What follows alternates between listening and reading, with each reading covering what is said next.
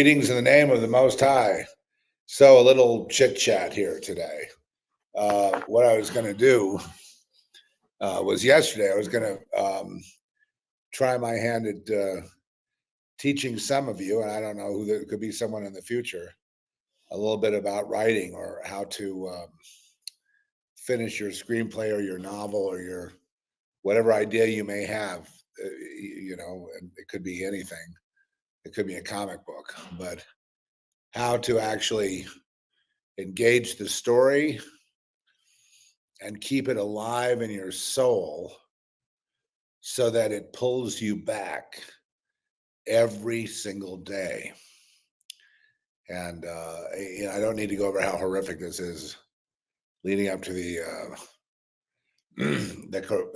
I've seen so much corruption now that's pretty much verified everything I've said for the last 20 years and then some. And no longer is conspiracy theory seen as conspiracy theory only to people who are on the left or people that are typically Democrats, hardliners, agree that there is nothing beyond this world, agree that there is nothing supernatural, agree there is no God, agree there is no fate, there is no real, there is nothing but what you can see, touch, and feel. And that's everybody's right. If you want to believe that, it's easier to believe that. It's harder to actually notice that there's design in the world. It's hard to really notice that, it's not all about you. You actually have to grow up to know that it's not all about you. But anyway, we're going to just leave that to the side because, at this point, anything could happen any day. So I would say the last thing I'll say about it is be prepared, be prayed up, have your storage, your water and food. The smart money is on 6 months. It's no longer 2 weeks, 3 weeks. I could just say one more thing.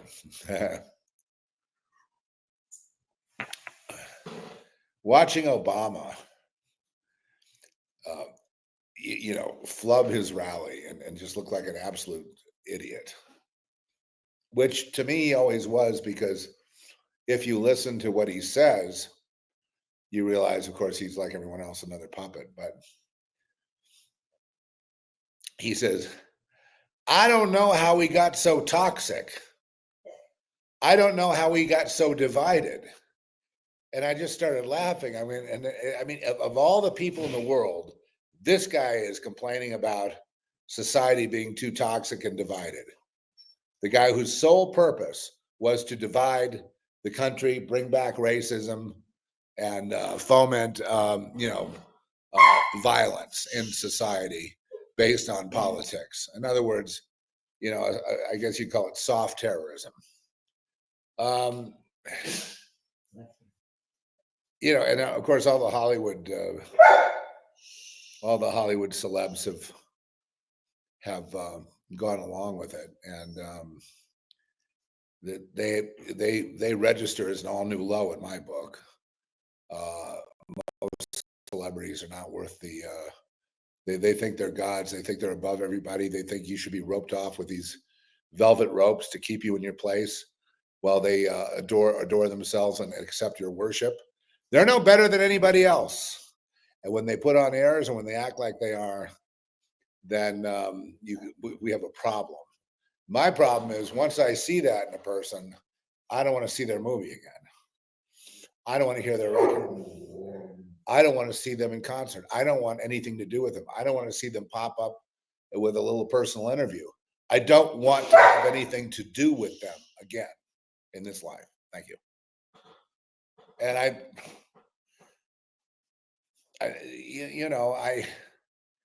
I tried for a long time to kind of like try to get along with,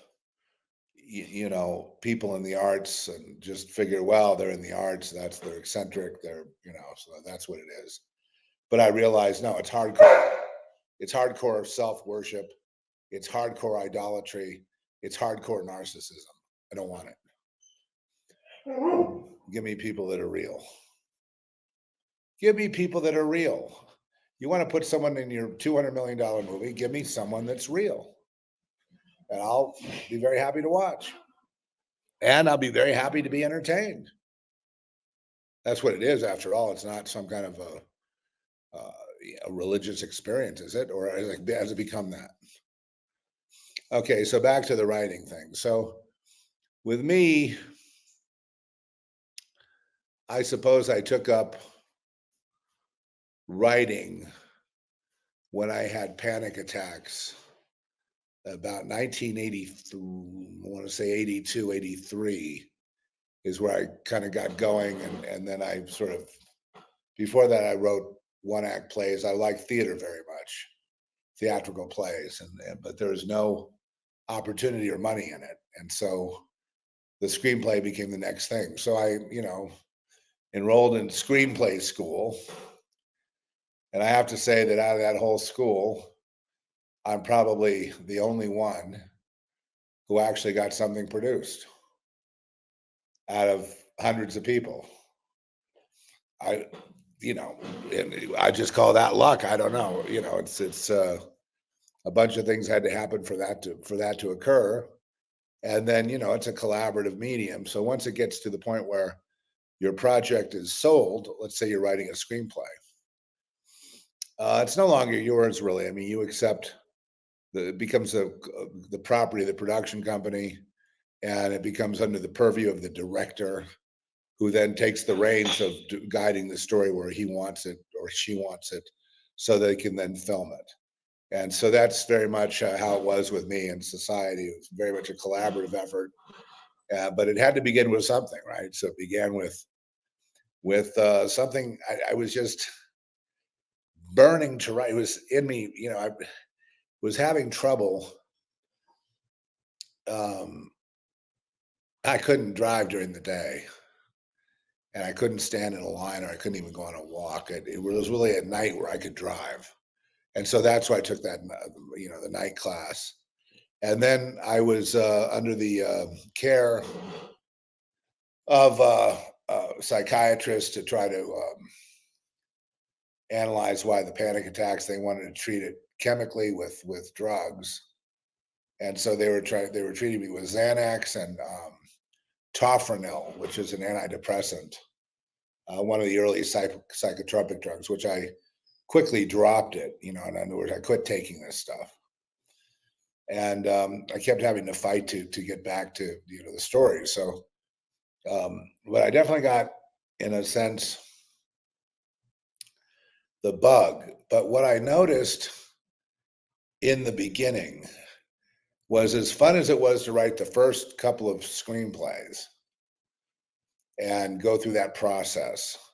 And mind you, before we went through the process, we looked at scenes from movies, scenes that really worked for movies, one after the other, that use different devices, different ideas to sell the scene. And some were very, very interesting. A lot of it, is really the to the credit of the director of each feature. But that was very inspiring, especially to read screenplays by John Huston and by Robert Towne and by William Goldman, and the big writers of that era, who were kind of getting old by then. I mean, the new batch was coming in, the Shane Blacks and the various other people during the 80s, where a spec screenplay could go for as much as $5 million back then. It was really a incentive for everybody who was writing a screenplay. And of course, that makes it ugly and muddy and stupid. And you wonder why you're doing it. But be that as it may, it's this magic of storytelling, this need to communicate your story to the public, which either produces, and I have to admit, writing the screenplay, it looks easier than writing a novel, but in actuality, to do it well is harder in the sense that it's a more of a translation, whereas writing the novel, it's pouring out of you, and it can pour out of you in a nonlinear way as well. And you can juxtapose lots of things with lots of things, as long as you start tightening it up and it starts coming to a conclusion or to a narrative through line that eventually pays off for the reader. So this will be about screenwriting, and it uses aspects of theatrical writing, like, for example, dialogue and action. Come on, Betsy. And it's the difficult part is taking the story, which typically. Benson, please. Come on. You want to go outside? He does. Which typically, you see his tail. What is it, man? Is it okay if I walk behind you? Yeah, you can walk behind me. The point is that the screenplay is a little deceptive, because you can write a screenplay in a week. I'm not saying it'll be any good, but you can write one in a week. Typically it takes a few weeks to write a screenplay, a first draft. And then, of course, you're off to the races. If someone wants it, they want changes.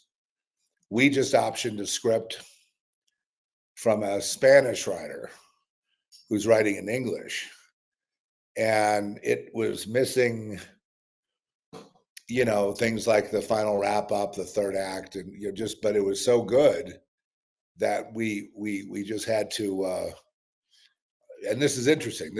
I don't know if this is his first try, but maybe it was. But it just glued together very nicely. And by about page 10, I was already all in. I'm like, this is perfect. You just got that feeling. This is perfect for right now. So we jumped in, and Crazed House optioned it. And Larry Wade Carroll will direct it. But before that happened, we had to show the screenplay to. What the heck? There's I've had a lot of so I've been under a lot of attack lately, and it's very prominent in my own household. There's been either a lack of peace with things like this stupid clock, or just a general fatigue that I've gone through. But still, the show must go on. So if I'm writing a project, I need to move it on. I finally got my hands on. I guess I'm the story editor of this new screenplay that we optioned. What was different about it compared to all the other screenplays we read? It just spoke to me now. I mean, it just popped off the page like this is today, this is now, this is what's happening. And the point of view of the main character and their philosophy of life was kind of interwoven together. And I was really quite amazed at how they justified themselves. And so it was very kind of sensational, and I would say it's extremely entertaining. And my job really was to come in, and usually I'm the polisher of the scripts. I polish, if I've got nothing to do with it, usually me and Trish are kind of the last looks to get it ready for the investors, co-producers, people that, money people, whatever, actors, and, to make sure that it sings, so coming from Spanish, there were a few loose ends because English is not the first language, but it didn't matter if English was the first language or not. The story was that compelling. And, other stories I've had the privilege of coming across lately were also compelling. But this one was special. And so you ask, well, Zeph, why is this one special? And this one's getting the VIP treatment now. And this one, most likely will be shot this spring. And why is that getting on that fast track? And these other screenplays that are terrific are not on that fast track. I can't tell you that. Okay, so here's my first failing as a instructor of writing, is Trish. My first failure as an instructor of writing is, that I can't tell you why that one script is better than the pile of others, which are all excellent, that we have in our inventory. They're all great. You'd like to shoot them all, but this one just can he do it again? The writer, I have no idea. What I think in some, well, I think I'm going to be stopped here pretty soon from, with all the attacks that I've been having. It's not unusual that there would be interference, especially if it's going to help you get going with a project, which would be a benefit to you and the world. I could see Satan wanting to stop that from happening. Just the powers that be. But and when we worked on the rewrites with this author, this writer, I guess he had like around a month to pull it together, with notes from us, and he did, and then we had to rewrite a little bit, but always maintaining his voice, his special seasoning, if you will, in why it works. I can't tell you why it works, but we can go back to an author named William Goldman. He was a big screenwriter in Hollywood. He wrote, Butch Cassidy and the Sundance Kid, a bunch of famous movies. And he wrote a book about Hollywood. And he says the first rule of thumb you need to know about selling your script, whether it be to the studios or to an independent producer like us or anyone else, the first thing you need to understand is nobody knows anything. Nobody can tell you why that script worked. Nobody can tell you feel it. When I was writing Society, it had such an energy about it. Perhaps I can start getting at some of the truth about this, in a way. It had such an energy about it that I felt so ashamed writing it. I thought, people could see me. They knew what I was up to. They're going to come get me, or I'm going to kill myself. That's how I felt. It had this energy to it, and I used to lock it up. And you can see that in the documentary. The documentary, by the way, explains a lot about my own process. I mean, it's me explaining it. But it just won the Best Documentary at the Sholo Film Festival, along with Best Director. So that's 20 awards that it's gotten. I've kept it on the QT just because the material flips me out. I mean, I have to admit, I lose it watching that. It's hard to watch. We had like another screening, to go, and then the awards ceremony, and I got triggered, I guess, and I bailed on the whole thing. So no, they didn't do anything wrong. It's just that if we were talking about, say, Girl Next or some fictional thing, it would be fine. But I find it hard to do a Q&A on that particular subject. You know what I mean? And it triggers a lot of people in the audience. They get mad. Some might even get violent. So, but that was my last few days what I've been up to. And,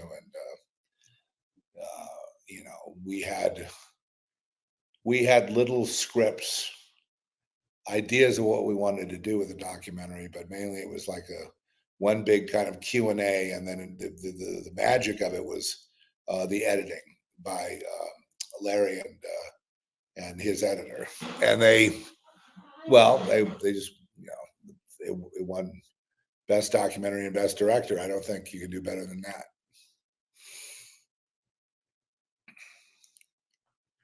Why does it work? Why does society work? Well, society had this energy on it and it kept pulling me back. I had to keep coming back to find out what was going to happen. I kept having to come back to it. So what it did is it taught me that, I got back and I'd write a few pages and then that would be it for the day. I'd come back and write a few more. And pretty soon I was writing an average of 5 pages a day. And if you write 5 pages a day, you get, within a few weeks anyway, you have a completed screenplay. Some people take a year, but see, that's not what I advocate. When I talk about learning writing, had I not come back every day, even if I just was blank on what would be the next step in the plot, there would be no script called Society. It wouldn't exist because I had to get it to the point of the conclusion. I wrote it all the way up to the end where the boy that was raised by his parents was going to be sacrificed by them, and all that, and then Brian, the director, changed that to be that he's really adopted and his parents are genetically different than the rest of the world, and the elite have their own society going and they control the world or whatever, but they're not the same as human species. So and that was a pretty smart thing to do. Brian Usman is very smart with story, and that made it accessible to the public. And there are a bunch of other contributions like Screaming Mad George on all the rubbery effects and some of the dialogue was really sharp and funny and all to a certain point. And it's funny. Come on, Ben. I've been interviewed by mainly communist magazines who take the movie as a rationale for communism. But anyway, the reason that I believe it persisted, and even through negativity and through rejection and through whatever it went through, is because there was an energy about it. There was it kept pulling me back. There's like a magnetism that kept pulling. I had to finish the story. And that then taught me that if you're going to take on a screenplay, you're going to show up every day. You're going to show up every day. Because if you don't, you won't. For 90% of the people, if you don't show up every day and at least engage in even a couple of paragraphs, some action, some dialogue, something that moves it a little bit forward, you will fail. And you won't fail because you didn't write it. You'll fail because you're going to drop the project and you're not going to finish it. And that's what happens to 95% of the screenplays out there. They never really get finished because once you lose the momentum and you're gone for a month and then you come back, forget about it. You might finish it and it might be great, but a rule of thumb is once you lose your momentum, you don't get it back.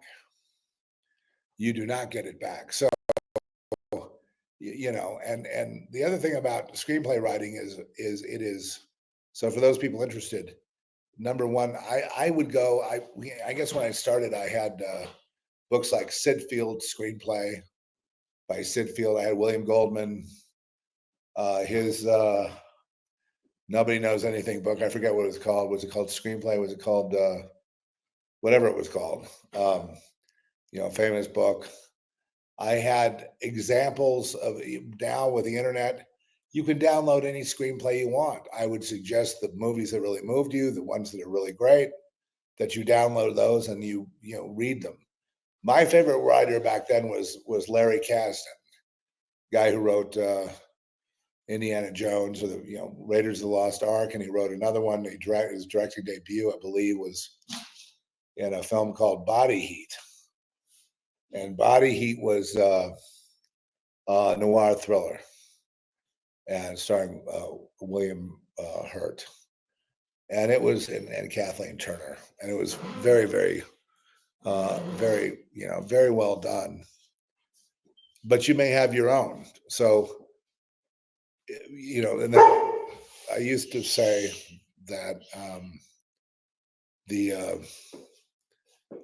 all you really need is the comprehensive biography of Stanley Kubrick, and that will be your film school, and that can be your writing school, because there's nothing that improves writing like repetition, and like again, you show up every day until you write the end.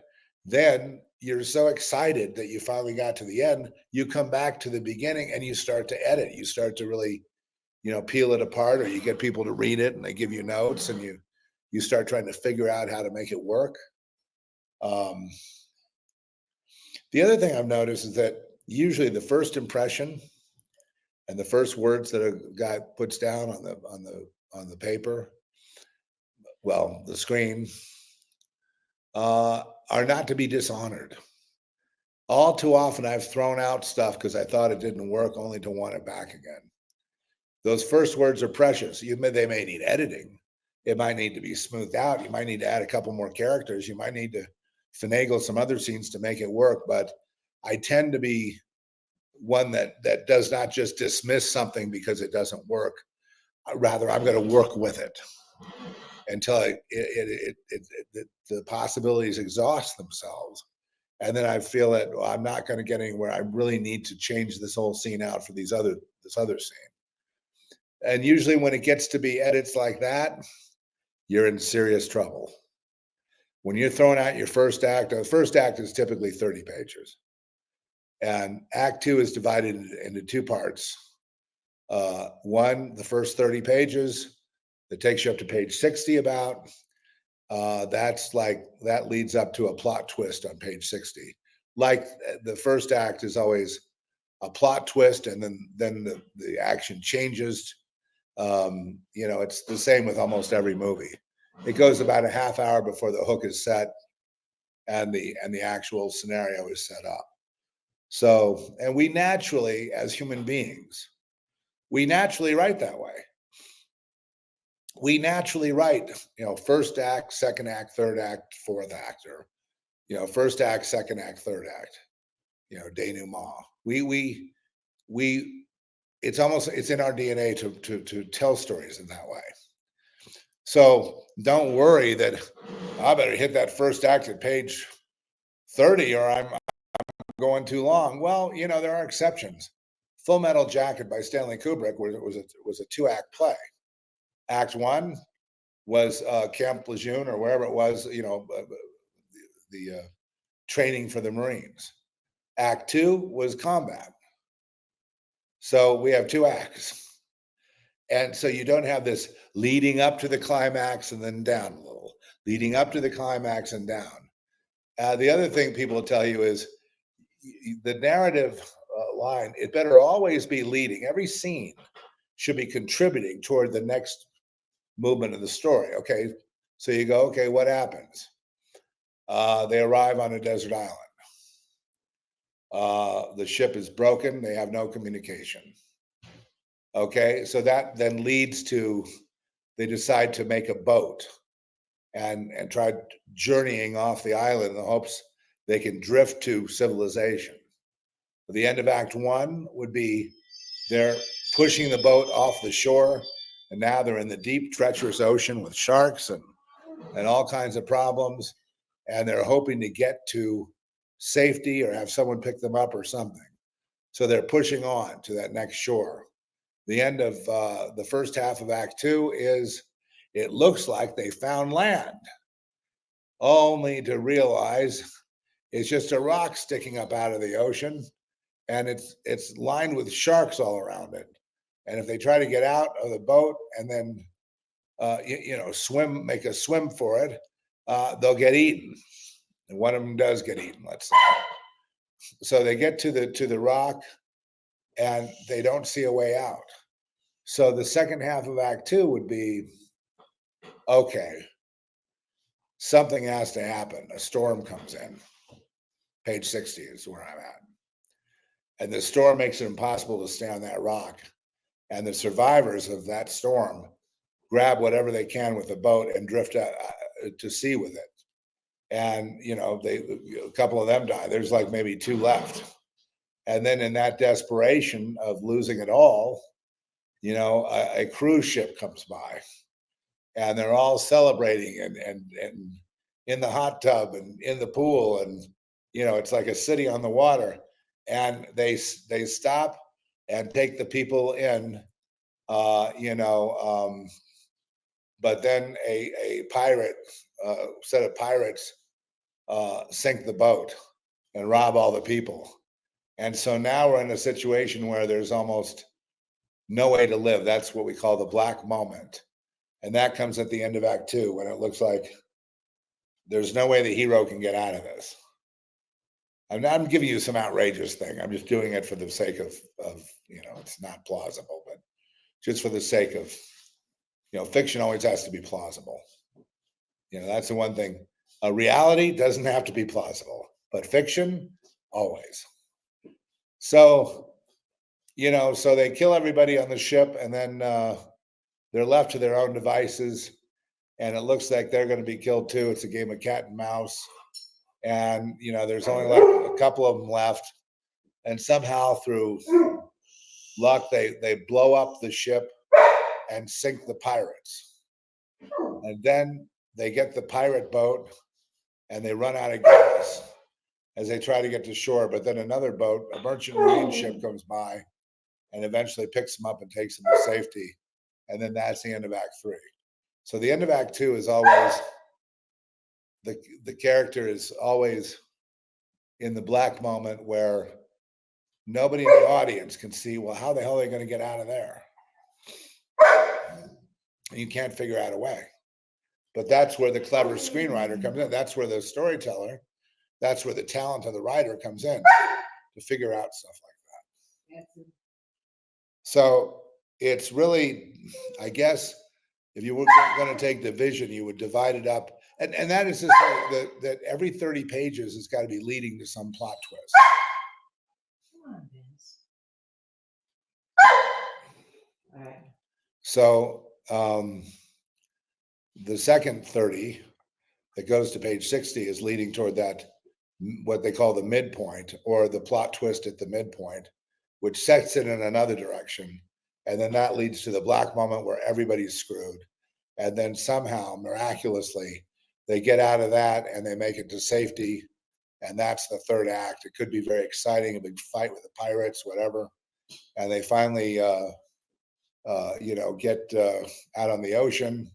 They're surrounded with sharks, but then they see a boat in the distance. They still have a flare they can fire. They do. And they get picked up and taken to safety. And they lost, out of 10 people, 2 survived. So the audience has really gone through something. Okay, so that's screenplay structure, which you can look up online, and that's one person's interpretation. My thing about it is there better be something awesome and compelling going on in every scene, not leading up to the end of Act 1 or Act 2, but in every scene there should be justification, whether it's a cool action piece, whether it's dialogue, whether, there should be something in every scene that moves it forward a little bit, and that also reveals who these characters are we're dealing with, because audiences want to know who they are. So the screenplay is, we'll have to remove him. The screenplay is, or I won't do this anymore. Catch the sun. The screenplay is a translation, and the novel is not, it's just direct writing. But the screenplay is because it is a translation. That's why people write narrative treatments, which is 3 to 10 page, even to 20 page, double spaced story, kind of like a novel, like a short story that just lines up all the, all the points in a narrative and a fiction like prose. Then a lot of times writers will go to an outline after that, and also do character sketches so they know who their characters are. So they have that done, and all of this becomes base material to spring from. Who the characters are, where they came from, what they do for a living, what their weaknesses are, what their strengths are, what they secretly want, what they don't want. And then, like I said, the outline is the first step of the translation from the treatment form, or the synopsis form, if you like, a detailed synopsis, to an outline which lines up the beats of the story. So every scene should be like a little beat. It should, you can't just have a scene in there that doesn't go any, that, for example, we're on this desert island trying to figure out how to get off the desert island. And then we cut to a scene with a New York stockbroker talking about Bitcoin and how great it is. And yet it's got nothing to do with any of the characters that are on the island. Okay, so that would be a no-no, right? Because it would be a distraction, and you could not justify that scene being in there, that cutaway, because what would be the point unless, the guy who's on the island, who's risked his life, has just made $100 million from Bitcoin, but he doesn't know it because no one knows where he is. And so his friend back there is trying to find out some devious way to steal it. Okay, now you've built some sinewy tissue, and you've justified that scene. Now that becomes an important motivator, because this guy's not that interested in money, he just has it. The other guy covets money and he just worships it, and he's willing to screw his friend over just to get a hold of that Bitcoin. So, and that would be called a subplot. That there's, it's very important, for example, and if the guy leaves New York and, picks up a signal as to where they are, gets a private charter to the island, and like he's going to rescue everybody, then he betrays his friend, tries to kill him, because if he's dead, then he can come back and get the loot, let's say. So he's got a motivation to kill them. But when the big fight happens, the boat burns to the ground too, and the guy, and it just turns into a failure.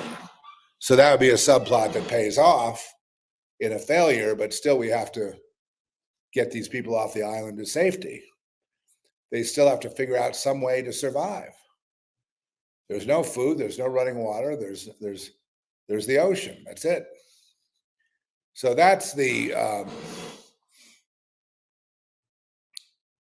kind of in a nutshell. Thing to remember is, it's the more base material that you construct, whether it be character outlines or plot points or sequences. I like to think in terms of sequences too, where you have several scenes together that all go together, that accomplish one thing. As it progresses forward. So basically, that's it. The more base material you create, the more research you do, the more you live with the elements of the story before writing, the better the translation will be to the screenplay. Now, the screenplay, like I say, it's not a direct. The reason so many of them are bad is because they don't translate. They just write the raw creativity right on the page, and they don't do any prep work. The prep work is just like painting. You have to prep it, prime it, sand it, then prime it, and paint it to have a really good result. And the same is true with writing. You've got to, really know your story And then, when you're outlining, what I like to do is outline, say, about half of it. Why don't I outline the whole thing? Because there's no way I'm going to know all the things that I'm going to know by the time I get to the halfway point. I'm going to know a lot more. In fact, when we did Girl Next, I figured out at the end what the story was all about. And I didn't know until after we filmed it, that there's a whole nother leg to the journey. And, there are people that want to do it, but it's, I'm not really interested in, doing another really low budget film like that, but it's another, opportunity to capitalize on all the groundwork. And also we wrote a novel. So now we have the novel, we have the screenplay, we have the movie itself. We have a company backing us in Italy. And there's no reason we couldn't keep going with the story unless other stories captivated our imagination. And so that's, so that's the deal. But seriously, if you really want to do this, I would just consider reading a couple of books on the subject about structure. A lot of them are phony. They have rules that shouldn't apply, because we naturally have structure when we tell a story. So they're trying to impose that we don't know anything. So we better learn from this book so that we can have structure. No, we structure stories. It's in our DNA. No worries. It's good to look at a book like that to show you, kind of the way they break it down. Like, okay, here's the first, fourth, and the second fourth, the third fourth, and the fourth fourth. And here's what happens in each fourth. And then you do likewise. The other reason I say Stanley Kubrick is film school is because I got this huge collector item of The Shining. It's a big, heavy box filled. I don't know who put it together, but it's filled. You want it? Yeah, bring it here. I'll show you. You guys want to see it? I said to somebody, I said, this is film school. If but you'd have to be a fan of Stanley Kubrick. You'd have to understand Stanley Kubrick. We've been following Kubrick since I was a kid. I was a big Dr. Strangelove fan, and I was later a Lolita fan, and Paths of Glory, and Barry Lyndon, Clockwork Orange. Huge fan of Eyes Wide Shut. 2001. Saw it actually in Cinerama, which was an interesting way to see it. That's where the screen wraps around you, and you have numbered seats. Is it heavy, Trish? It's pretty heavy. It's heavy, huh? How about we put it there and I try to show it to people? Okay, let's put it up like that. Okay. So let's see if we can. I can't seem to get the camera. Did you see the size of this, folks? Okay, so this is just The Shining. And in it is everything you'd ever want to know about The Shining. I mean, the artwork was done by these artists that put it together. It's it's by Taschen, which does art books. They're out of Paris. They're old line, coffee table books, whatever. You see how thick that is? What do you think that's filled with? It's too heavy to lift. It is. And how did we open it before? Open Pandora's box here, folks. What did I do before? I don't know, it's been a while. There was a way to open it. We actually had it open. Don't rip it. No, I'm not going to rip it. Okay, that's a seam there. So it's either this end or that end. Yeah. So what did we do? You have to have a special presentation. Yeah. Practice. It's too bad. I can't get in there. You know what's really excellent also is that. Oh, I got it, folks. You got it. Leave it to me. Good job, buddy. Okay, so that's the big Stanley Kubrick book, and the first thing that comes out of there. Could you help me just keep something off me? Oh, Oh, man. is it heavy? Oh, more room, please. Okay, it's this. See that? And this, you open it, and looky there. There's Shelley Duvall over there, and Stanley Kubrick film, and here's the elevator that goes to Blood at the hotel. And these are just production stills. Here are the two girls, the twins, who are axed by. I'm just randomly turning through here. Here's Scatman Crothers, and he's over here. He's over here.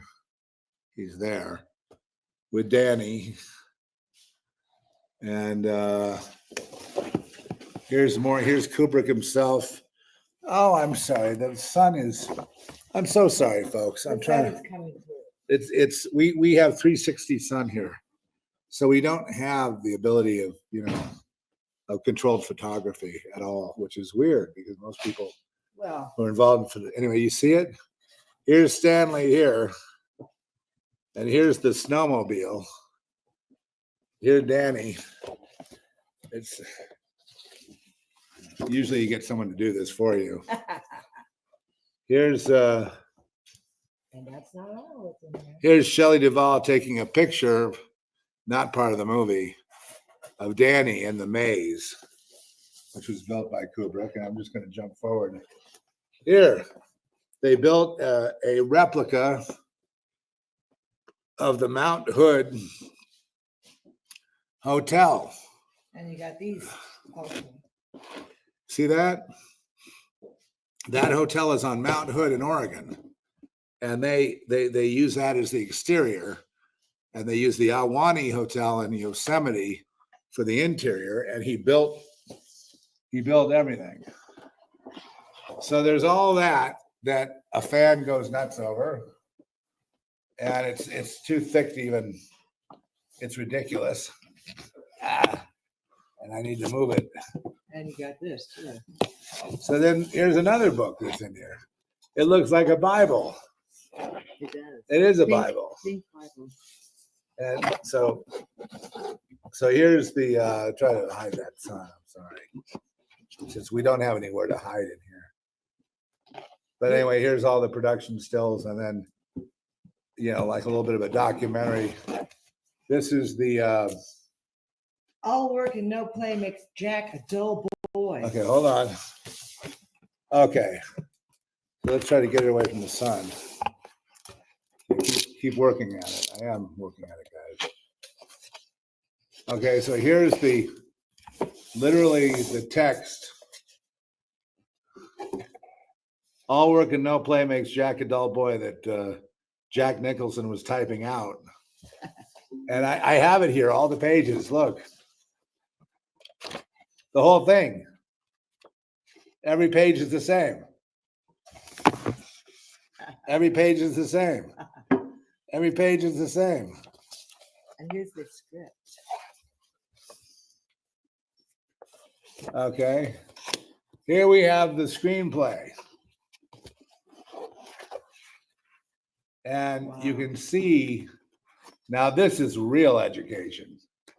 You see how many of these of the dialogue was changed. I'm sorry, can you get that sun out of here? No. Okay, keep turning. Then keep turning. See the screenplay? These are all Stanley's notes. This is Stanley's personal script. I've already damaged some pages. See, he's like cutting this whole scene. He's redoing this whole scene over here. And so here's more notes. Just on and on and on with the notes and the rewriting. All the way through production and all the pictures. Okay, so as if that's not enough, then you have pictures of the This crew. looks very interesting. Could you protect that? Yeah. You got pictures of the crew as seen through the Tom Smith, the photographer. Oh, that's a new girl there. What do you know? It's weird. Anyway, here's the crew. It's a little perverse. I'll say. Just caricatures of people working on the film. And what's this? I don't know. These are drawings. Okay, all the drawings of The Shining, the posters, logos, you name it. And then there's more. It's over here, buddy. Where's the Polaroids? In that box? The white box? What's this? Some drawings. Okay, so these are pencil drawings of the. Sorry, I don't want to be upside down. Pencil drawings, which are necessary before you film. That's why I say here's your film school. I guess if you want to be a director, but I mean it's invaluable studying the script and the notes on the script. These are things that people haven't seen, by the way, and you can't get them. Okay. So then there's more in here. But No. there I isn't? think you went through pretty much everything. Okay, so let me get this back. Members of the crew. Yeah. So. Did you show this one? Yeah, I showed that. So, but then that has all the notes on the making of. It has, there's more in there, but I just. No, I don't think so. Oh, yeah, there is. Yeah. You have to pull it up. Oh, gosh. What else?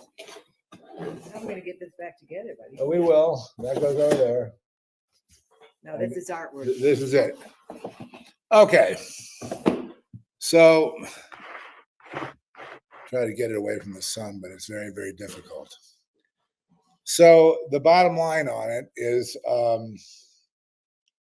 if you studied that and you looked at all the notes and then you went back and watched the film, then Vivian Kubrick, Stanley's daughter, made also a documentary about the making of.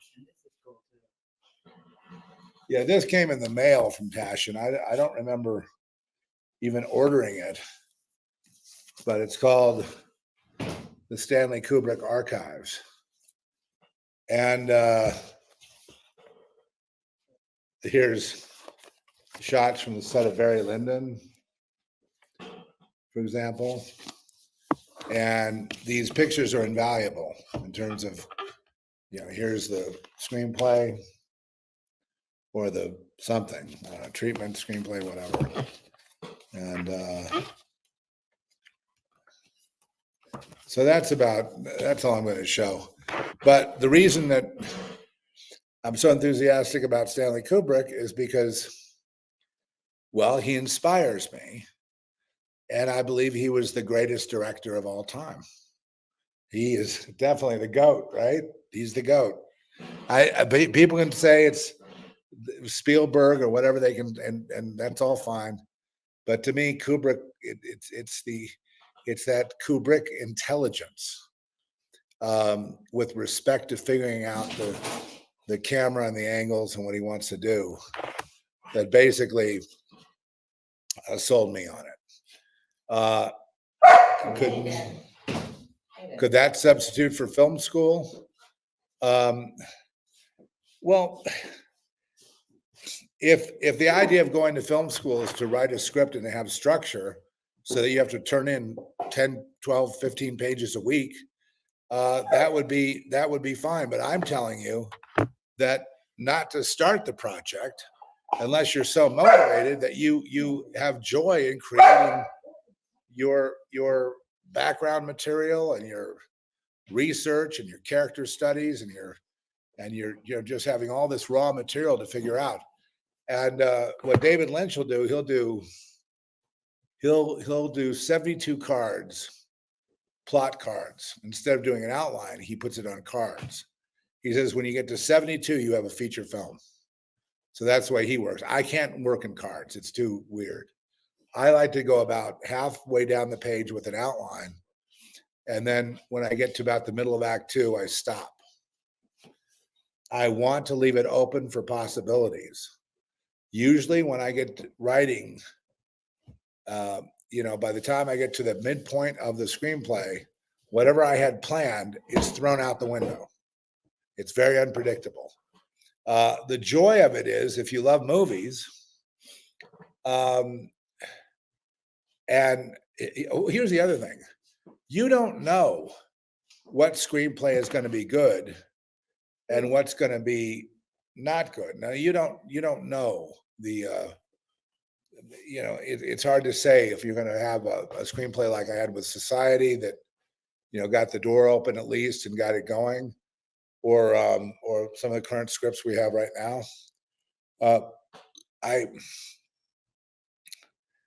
You can write 5 scripts in a row and they're terrible. And then that 6th script will be magic. It'll be the thing. It'll say movie. It'll just scream at you movie. And you show it to your friends and they go, wow, this is amazing. Echoing what you think. And then, of course, you have the motivation to try to find people to get involved. And if you decide to become a producer, usually at that point, you either find an agent or find a producer that you can convince should jump on board, and then hope for the best. It's definitely a crapshoot. It's definitely I wouldn't say the odds are too good on getting things done in a timely manner. I'm still waiting on several things, and it's very frustrating. But it takes millions of dollars just to cast a movie with known actors with names. That's several $1 million, right there. Then the production itself, several more $1 million. Okay, and then once you're done and you deliver it to the people that are going to distribute it, it's the process is you better do a good job of it, or you could end up being sued. So you've got that risk of making the movie up to par, that making a movie that people would want and that distributors would want to distribute. And once they distribute it, usually most movies, once they get into distribution, they do okay. I'm not saying they make their money back exactly, every one, but they tend to do okay. Meaning that, like if you have a horror movie in a horror genre, and it's pretty good, and it has one name actor that you recognize, and you put it out there, usually you can market that thing to at least be paying you on a quarterly basis. You get a check every quarter, and or you can distribute it yourself. It's up for grabs right now. The industry is going through a complete overhaul change, and many established companies are going bankrupt as we speak because it's streaming. No one's figured out how to nail the streaming. What they figured out is you better have your own library and be streaming yourself and be a distributor as well as a producer, because otherwise the other guy is going to make the revenue, not you. But that revenue is tough because it all is based on streaming. So it's one said, well, then how does it all get done? Well, you see, the studios have a monopoly. And if you want to play that game, then the game is you write the best script you can write. It's excellent. And then you take it to get an agent. And you hope that agent's powerful enough to package it for you and put it into a trajectory where it's going to get made. And then after that, you hope it'll be distributed. You hope people will see it. So every movie is a war, and every movie is a miracle, because no movie has a guarantee. So with your screenwriting, the reason people write, like I wrote a novelization of Girl Next because there was demand for it. Because people, so it was a chance to create more material. And I leap at that because that's material that we really need to explore more. But what do I mean need? Why do I need to explore that? Why do I need to explore Girl Next more? Well, I need to explore mind control, CIA, black ops, where people are with hyperphysics and quantum physics, and I need to know more about what the military-industrial complex is up to, and everything else going on, time and space, and all these things intrigue me. And so the screenplay journey is a manifestation of doing research in this other area, what people call conspiracy, which 20 years down the road they call fact. And those are the most interesting things to me. It was very interesting the way Kubrick did 2001, the way he treated the whole beginning and evolution of showing a higher intelligence represented by this obelisk, showing how you can use a device to represent something that you can't explain, and the public and the audience will take it right in. They may not understand what it is or be able to answer it on a test question, but they know what it is in here. And so the obelisk worked. So that's about all I've got to say about this topic. I consider it a lesson one. We went over dividing the script into 4 parts. It's really 3 acts, but 4 parts. And if you want to take it further, every 10 minutes there better be something going on, or people are not going to pay attention to it. I mean, there has to be a justification of every scene that you use. Typically, scripts today are anywhere from for medium-sized budgets, they're like 100 pages. For a big budget film, it could be 120 pages. Not much more than that. For an ongoing TV series, each episode could be about 45 pages or so, and then they compile until the series ends, and then that's the end of it, unless they have a pilot. So that's about it. I hope you enjoyed it, and God bless. And it's fun sharing some of this knowledge with you. I'll be teaching again on the road coming up next month in November, and I'm just trying to see, well, what would I teach? What could I say? And it turns out I do have a few things that might help, but they also bear repetition. Unfortunately, you can watch this again, and I'll see you next time.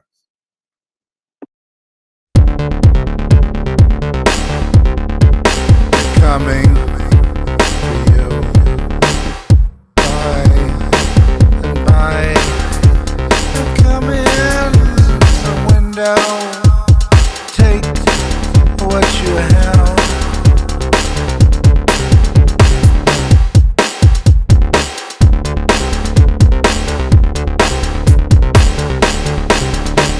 Stand up for yourself. Stand up for yourself. Stand up for yourself.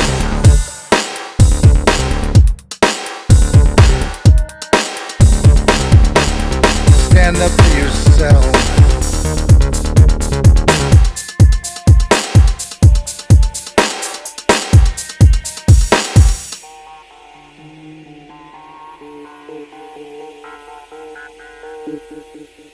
They met in secret.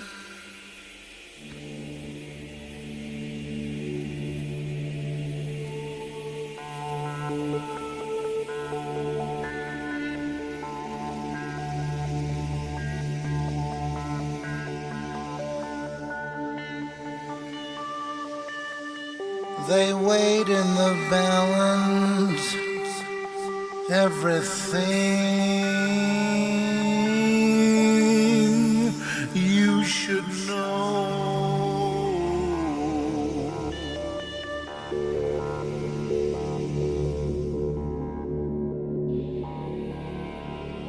So they saw you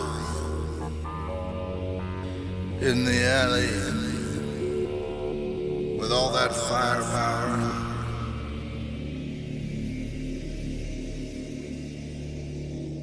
You took him out with machine gun fire. You disrupted their meeting. You froze their bank accounts and kept it a secret. And now, after the sneak attack,